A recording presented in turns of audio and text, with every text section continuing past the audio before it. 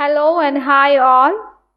Welcome you all to our English Orchard for the poem A Tiger in the Zoo. It's poem number 3 from first flight of class 10. This Tiger in the Zoo, the poem is written by George Leslie Norris, who was born in the year 1921 on May 21st, and he died in the year 2006 on April 6. Talking much about the poet George Leslie Norris. He was a prize-winning Welsh poet and a short story writer. At his young age, he was a teacher at academic institutions in Britain and in the United States. And he was also one among the Welsh writers of the post-war period. And his literary publications have won many prizes too. Going much about the poem A Tiger in the Zoo, the poet is creating a contrast of a tiger in the zoo with a tiger in the jungle. What we see here in the poem, here we see that the poet just talks about the condition of a tiger in the forest. In the forest, he is absolutely happy and he walks so elegantly. But what about a tiger who is confined in a zoo? We see that the poet was highlighting the agony and helplessness of a caged tiger in the zoo. And he says that in the zoo, he is full of rage and trouble. He is facing disappointments and also a troublesome life. So altogether, as the poet just gives the poem A Tiger in the Zoo, he is throwing light upon importance of freedom. You know that how we enjoy freedom in our life. Just likewise, animals also have freedom, need to have freedom in their life. So confining the life of an animal in a cage is also very absurd. For him, it's like helplessness. It's definitely have agony and it imagines, definitely this tiger will imagine about being a free animal. So, A Tiger in the Zoo by Leslie Norris. Okay, let's see stanza wise what the first stanza talks about. Okay. And before we go on further, we see that the whole throughout the poem, the rhyming scheme is A, B, C, B. Okay? So first stanza, he stalks in his vivid stripes, the few steps of his cage on pads of velvet quiet in his quiet rage. So what we see here is the poet just talks about the tiger who is confined in the zoo. And we see that the tiger, which we visualize in the first stanza, it says that even though its life is confined in the zoo, the steps that he is taking in the limited space of the cage seems to be like he stalks in his vivid steps. Stalks means what? Follows or moves in its vivid step. Vivid means what? Vivid means bright. Isn't it? Vivid means bright. So, even in the zoo, he is moving with bright colored stripes. What is stripes? Stripes is the color or the design that the tiger is having in his body. The few steps of the cage. Why it is said few steps of the cage? Because the space is limited. He is not getting enough opportunity to roam around. You can just imagine how the width and the length of a cage is. Isn't it? So that's why the poet says that the few steps of his cage. And on pads of velvet quiet. What is that? Pads of velvet quiet. Pads means the paws of the tiger. Again, here it says that velvet quiet. Velvet means what? With bright quiet in his quiet rage. Says that actually the poet says that the tiger is suppressing all his anger and it's moving silently within this confined limited space in the cell. Okay, so here what we see here, actually we are curtailing the freedom of the tiger by putting him in a caged zoo. What we see in the first stanza is the tiger is caged in a zoo in an artificial habitat. That means it's not the place for him to live. Its natural habitat is a forest.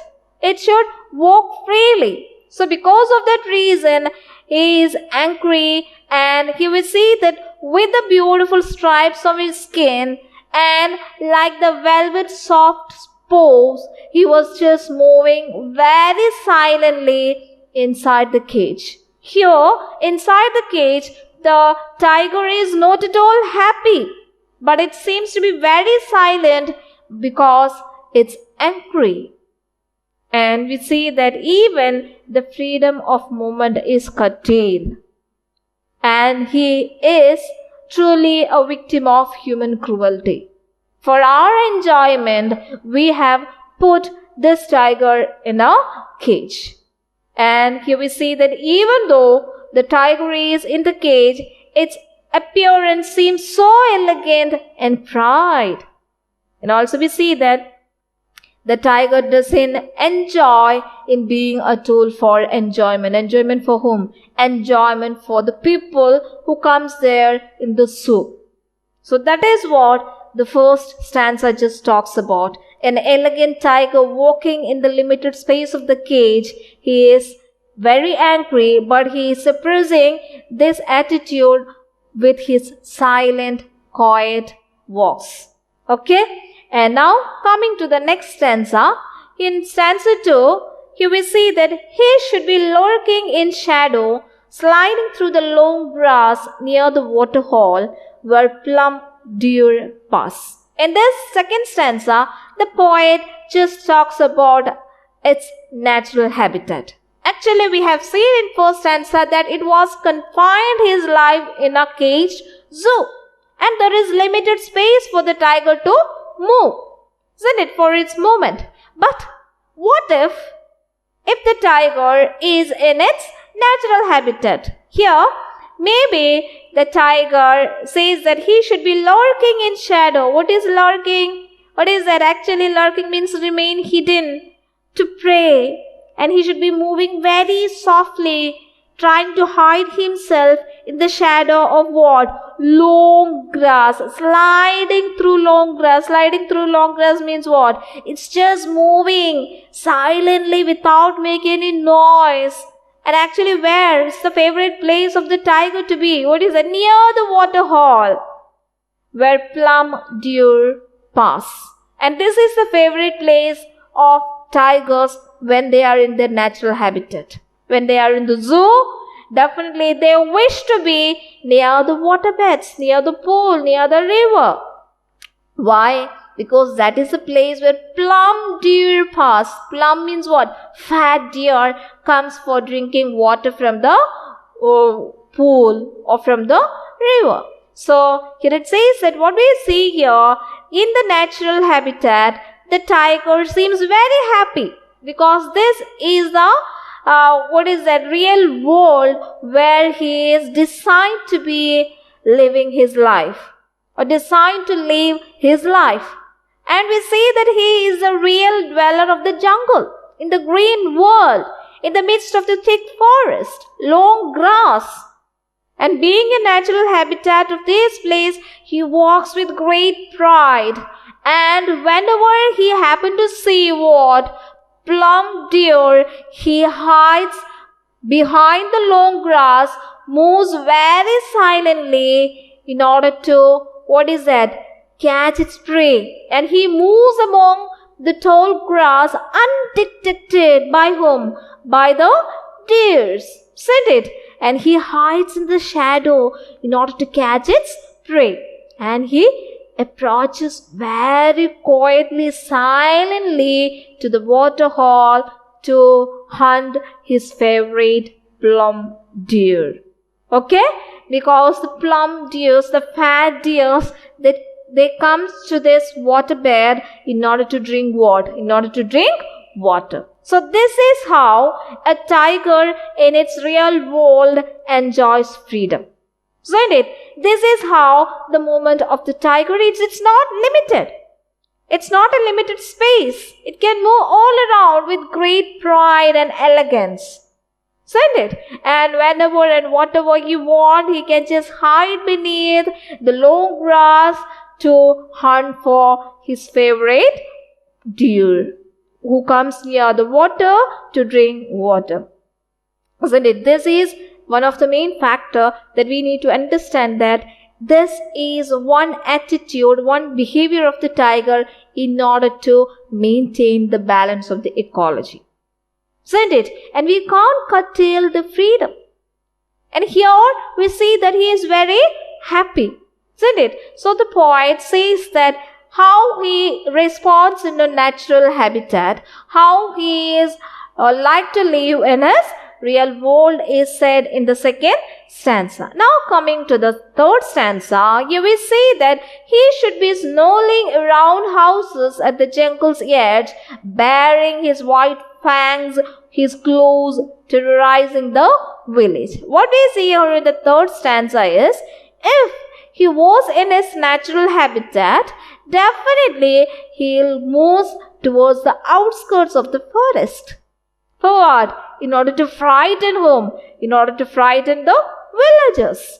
And how he moves? He should be snarling around the houses. Snarling means what? That is the sound made by these tigers. And what we see here is, it's just giving a signal to the villagers that a particular animal like tiger just arrived at the outskirts. Outskirts here means what? At the edge of, or at the edge of the jungle. And how he is just coming, the manner of his coming, baring his white fangs and his claws. What is that baring? Baring means what? Showing his white fangs. What is fangs? Fangs is sharp tooth of animals, just opening up his mouth, making sound and just roaming around in the edge of the forest, giving a signal to the villagers that yes, I'm here. Its intention is to frighten the villagers, terrorizing the villagers. Terrorizing means what? Frightening in order to frighten the villagers. With his claws also. Claws means what? Curved long nails of the animal. So he comes making a sound. So in his natural habitat, definitely sometimes he enjoys just terrorizing the villagers, sitting at the edge of the jungle in order to show his power. Isn't it? And it also gives a glimpse of his ferocious looks. And even that looks frightens the villagers. The sharp teeth of the tiger showing that, and also just coming up with claws of the tiger. Definitely that creates a panic among the people. Actually, the poet says that he doesn't hurt anyone else unless he is provoked. Because it's its natural attitude. Isn't it? He lives in a wild forest. So definitely he'll having wild character also. Isn't it? So he just shows his wild attitude and character to the people. But he does not hurt anyone unless he is provoked. Unless he was just instigated. And the poet says that actually he kills only for his food and not for enjoyment. But what about human beings? It's just a question indirectly the poet was asking. He kills only for his food and not for enjoyment. But what about people? People kills animals even for what? Enjoyment. We have seen many examples about that.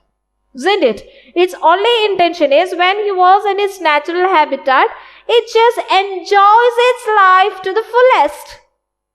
Isn't it? So, just comparing, actually we have already said that this poem is a comparison between a tiger in the zoo as well as a tiger in its natural habitat. In its natural habitat, he will be enjoying the best, frightening the villagers, moving very softly, silently, with great pride and elegance, showing some sort of certainty in his life, confident enough, and he lives in a world of green with his bright colored skin. And that is a beauty to the world. That is a beauty to the green world, to the forest. And sometimes he comes to the village sides, the outskirts of the jungle, in order to show his power. And the poet says that he doesn't kill anyone for enjoyment. He kills only for his food. Now again, he is contrasting this animal who lives in the forest with a tiger who lives in a strong cell. And now the fourth stanza talks like this. But he is locked in a concrete cell, his strength behind bars, stalking the length of his cage, ignoring visitors. Now the poet is absolutely worried about the tiger who confined his life in the strong cell. Even the poet is also very sad and says that, but, see, the poet just begins the stanza by using the word but. He is locked in a concrete cell, his strength behind bars, stalking the length of his cage, ignoring whom? Ignoring visitors. It says that a tiger who has enough strength, enough power, who is elegant, who is confident enough, who is having certainty in life, who is going to be a beauty in the green world, now confined his life in the midst of the strong cell. That's why it says that, but he is locked in a concrete cell. What is a concrete cell here? In the cage, in a zoo. The cage in a zoo, it says that amidst the building of bricks and cement. Actually, this is not the real world. His real world is the forest. His real world is the jungle, where he can roam around freely wherever he wanted, whatever he wanted, he can do. He is having full freedom there. But here he lacks freedom. Even the strength of the even the strength of the tiger is confined behind the bars. And here he is stalking the length of his cage. He is making his angry movements within the limited space of the cage. He can't just hide behind the long grass. He can't just try over the plum deers who comes near the water beds for drinking water. Here he is in the limited space, and what? He is purposefully ignoring whom? Ignoring the visitors. That also denotes the depression and the solitude that is being affecting the life of the tiger. See, he is behind the bars. There is limitation. You have curtailed the freedom of the tiger. He is unable to use his power. He is locked up in a concrete cell. The poet feels so sympathy for the tiger who needs to be in a green world. Now he is confined inside or behind the bars. And he was not at all being happy to be an entertainment to the people who comes here to see the tiger. If you want to see the real beauty of the tiger, there it can be seen only when the tiger is in its green world. This is the artificial beauty that you see. The beauty of anything can give to its fullest when mentally, physically he is happy. Here, the tiger is physically, the beauty of the physical tiger can be seen, but the inner beauty of the tiger cannot be seen by the people who comes here. He moves restlessly within the limited space, and he simply ignores his visitors. He is not giving an eye on the people who comes there to see his beauty. Isn't it? This is very, very sympathizing situation that we are doing to a tiger. Okay? So here then again the poet says that how the tiger just tried to overcome, or how he just passed on the nights. Here in stanza 5, the poet says that the tiger, depressing all his sorrows, he is trying to divert his attention. And now here, the last stanza of the poem, here it says that he hears the last voice at night, the patrolling cars, and stares with his brilliant eyes at the brilliant stars. Now here it says that here we have the sleepless nights of the tiger. Why? Even though it was just trying to suppress his emotion, even it can't sleep properly. Why? Here it says that he hears the last voice at night, because as he was just put up in the zoo behind the bars, definitely, the guarding people will make they watch during the nights also. At the peak hour of the nights, who just moves around in their cars, the patrolling, the guarding people in their cars. The sound of the engine, the sound of the cars just disturb the sound sleep of the tiger. So what happened? Definitely he is awake. And again he was not given the freedom to sleep quietly, even though he was just put up in this cage. And how he spends his night in order to hide this situation, he stares with his brilliant eyes at the brilliant stars. Here, indirectly, the poet is comparing the shining eyes of the tiger with the shining stars at the sky. See how beautifully God created this animal, and how beautifully we have curtailed the freedom of the tiger by putting inside the bar or behind the bars in the cage. So all throughout the night he is awake.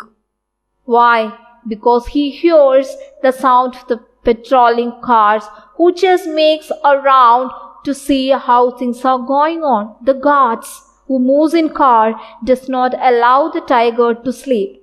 So how he spends his time? He is depressed as he locked, and he simply diverts his attention through the bars to the sky to see what? To see the shining stars with what? With the shining eyes of the tiger. Here the poet is comparing the brilliant and shining eyes of the tiger with the shining stars on the sky. And here he was indirectly says that the tiger is diverting his sorrow by visualizing the brilliance of stars in the vast sky with the shining stars in the cage. Here we see that what the poet says, that the stars are in the open space, but the shining of the stars and the shining eyes of the tiger seems to be alike. Both glitters. But where is the eyes of the tiger now? It is inside the cage, only in a limited space. Within that limited space, he looks through the bar to see the glamorous, shining brilliance of stars in the open sky. There is no limit, but there is limit in the sight of the tiger, isn't it? Because it's inside the cage. So here, the poet is also sympathizing the pathetic situation of the tiger. Maybe the tiger also dreams about, or maybe the tiger imagines if he had been a free animal. And the helplessness of the caged tiger in the zoo is beyond the words of the poet as well as our imagination. We don't have the right to curtail the freedom of any living creatures on this earth. Since we are enjoying our freedom, other living things also have their own freedom to enjoy these things in the world. And we cannot just curtail, or we cannot just put behind the cage or be put behind the bars animals like this. Here, the central idea the poet was just trying to give The poet is of the view that it is ridiculous to curtail the freedom of animals from their natural habitat. We human beings are at the verge of being cruel to animals by just enjoying our freedom and putting an end to the freedom of the rest of the animal world. And then also the poet says that the pride, elegance, courageousness, the ferocious animal lost all its power and chivalric attitude when it was caged. And the poet's aim is what? Conservation of the natural habitat. Okay, this is what the poet was just trying to highlight through the poem A Tiger in the Zoo. It's a very beautiful poem, just comparing the life of a tiger in the jungle with the life of a tiger who confined its life in the zoo, in a cage. I hope you understood the poem clearly. Now coming to the poetic devices of the poem. In first stanza we see that there is personification. What is personification? Animating the inanimate. Here the poet just personifies the tiger by using the word he. Isn't it? The human quality, or actually we use the word he to a human, but the poet just gives the qualification of human being as he walks with the vivid stripes. So personifying the tiger by giving the human quality and calling him as he. Then what is alliteration? Alliteration is starting the words in a line with same sound. What is that? The sound z, stalks, stripes. The sound z is repeated at the beginning of two words in the same line. That is alliteration. Then assonance. What is assonance? The word, the sound in, his, vivid. I sound is repeated. Then what is metaphor? Metaphor is what? Attributing the full quality. Actually, vivid stripes, very bright, colorful stripes. Isn't it? Instead of saying, here it says that vivid stripes. Isn't it? By using the word vivid stripes and vivid quiet. Isn't it? There we see that it's metaphor. Okay? And another one is oxymoron. What is oxymoron? Actually, opposite meaning is given together. Here it says that the last line, in his quiet rage. Already the poet has given the human quality and called him as he and his. Here it says that quiet rage. Quiet means what? Very silent. Rage means what? Angry, isn't it? Giving the opposite mean words together in order to denote, what is it? The suppressed agony of the tiger. Okay? By using two opposite words together, the poet gave the meaning, what is that? Quite suppressed anger of the tiger. Then another one, all throughout the stanza we get an image of the tiger, the manner of his walking, the few steps of his cage with vivid stripes on pads of velvet quiet in his quiet rage. The movement of the tiger can just visualize in the first stanza. Coming to the next stanza, the poetic device is alliteration. Again, what I told you in the first stanza, plum, pass, per, beginning of beginning words in a same line sounds the same. Plum, p. Then imagery, movement of the tiger, same thing. How it just moves in its natural habitat, sliding through long grass. You can just imagine it's the slow movement of the tiger, isn't it? It's just great. We can visualize this image with our eyes. So imagery is also another poetic device in stanza 2. Coming to stanza 3, here the poetic device, already we have seen the rhyming scheme is same. What is that? A, B, C, B, H, H, J, J. So in all the stanza the rhyming scheme is same. A, B, C, A, B, C, B, A, B, C, B. In B, the second and the last line rhymes the same. H, village. So then onomatopoeia. What is onomatopoeia? Onomatopoeia is sound echoing words or sound just words that's having the sound in it. Here already we have seen that the stanza thought, we have seen that he should be snarling around the houses. What is a snarling? Snarling means a sound made by the tiger as he moves. Snarling. When we saw the word snarling, the sound also echoes there. So what is the poetic device? Onomatopoeia. Okay, onomatopoeia.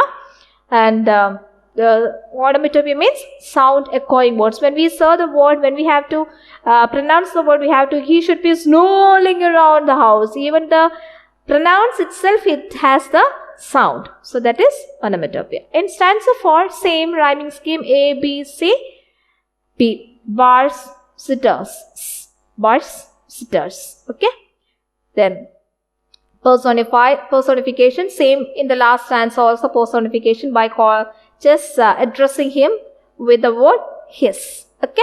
Then assonance, here we see, what is that? He locked in concrete cell. The sound E, concrete cell is repeated. Then consonants. What is consonants? Consonant sound. The sound Z, strength, bars. It's not the beginning of a word, but in between, in the line his. Here the sound Z comes in the last, strength comes in the front, and bars comes in the last. So this is consonants. Don't forget the difference between alliteration and consonant. Alliteration is what is at the beginning word or the beginning sound of a word remains the same. Here behind, it's the beginning sound. Bars also the beginning sound. Beginning sound remains the same as b, b. So that is alliteration. Consonants is, what is that? Sound, consonant sound, repetition in the entire line. It can be in the beginning of a word, it can be in the middle of a word, or it can be at the end of a word. Okay. Then, what is that? These are the poetic device that you see in stanza 4. Rhyming scheme A, B, C, B. Personification, calling him his. Assonance, the sound he is locked, he locked concrete cell. Isn't it? In between beginning and end. Okay, alliteration is b. Behind bars, the beginning of a words in same line. Okay. Then stanza 5, here we have rhyming scheme the same, A, B, C, B, cars, stars, isn't it? Then alliteration, the sound her, he, her, he, hers, isn't it? That's it. Okay. So these are the poetic device that you see in the poem A Tiger in the Zoo. Okay. Just think about the concern of a tiger in the zoo with a tiger in the forest. Along with the poet, let's also just think about conserving the wildlife. Okay. Thank you all. Have a great day. God bless you all.